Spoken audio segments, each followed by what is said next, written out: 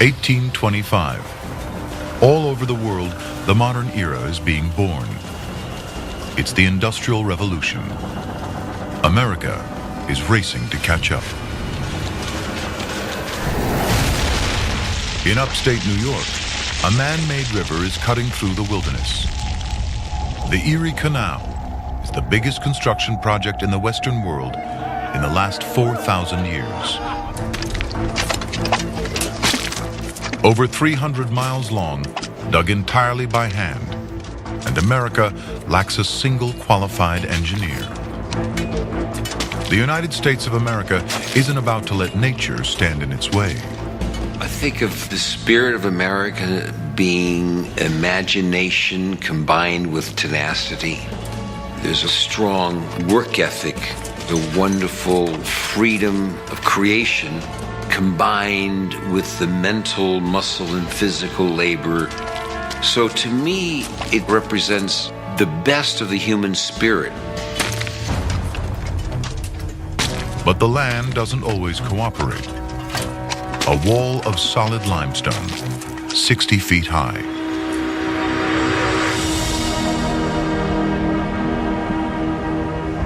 Just 30 miles from the finish line, Lake Erie. The canal will change everything, linking the Atlantic Ocean to the whole middle of America. It changes where people live and why, and turns the North into a global economic powerhouse. The man behind the canal is New York's gung-ho governor, DeWitt Clinton. Born to wealth, he won't take no for an answer. He wants to be president. Instead, he runs New York for 20 years. America was blessed with many inspirational leaders, and I think DeWitt Clinton had a real sense of how important New York could be for America.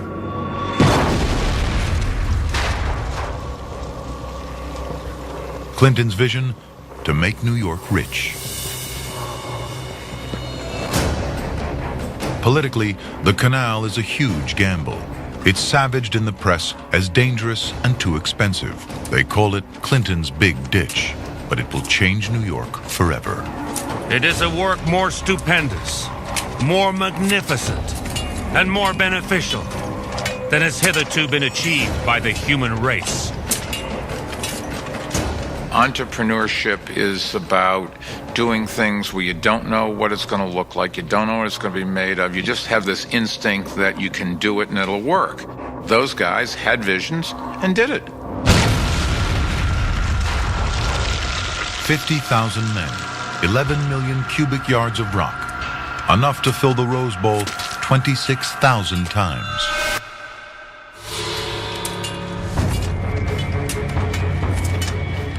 Crews are filled with Irish immigrants. David Gilroy makes 5 times what he can earn back home.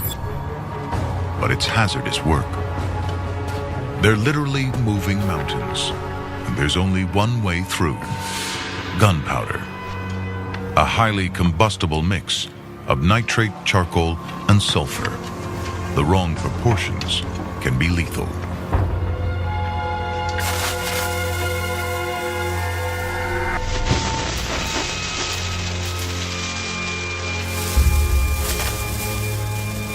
There's only one job that's more dangerous than lighting the fuse: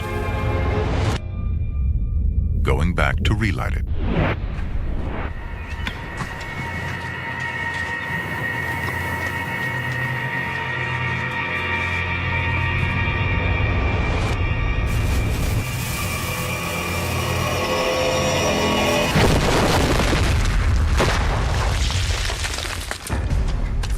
To cope, workers drink. Whiskey calms the nerves and clouds the brain. An English tourist can't believe they're mixing alcohol and explosives.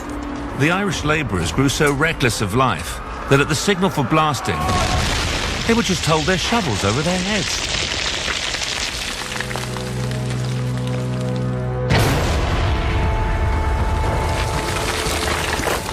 I think when you're brought up in America, you're brought up on the history of hard work. There's so many immigrants that have died to build this country. That's in our bloodstream, that's in our DNA as Americans. We don't want their lives to go in vain. Because of that, we usually work harder than anybody else. 8 years of digging, nearly 1,000 lives lost, $7 million, more than $100 million today. The Erie Canal opens in 1825, a miracle of engineering, connecting East and Midwest. It's an instant economic superhighway. $15 million of goods a year flow along the canal. Villages along the canal boom into dynamic cities: Buffalo, Syracuse, and Rochester. Goods crash in price, up to 95%. A frontier that had to be self-sufficient can now buy anything they want. Prosperity is on the move. New York City becomes a boom town.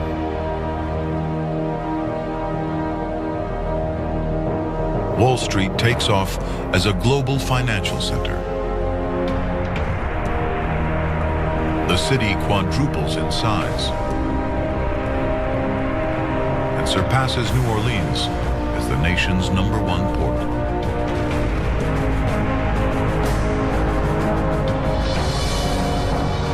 There's so much money around. The word millionaire is invented in 1840.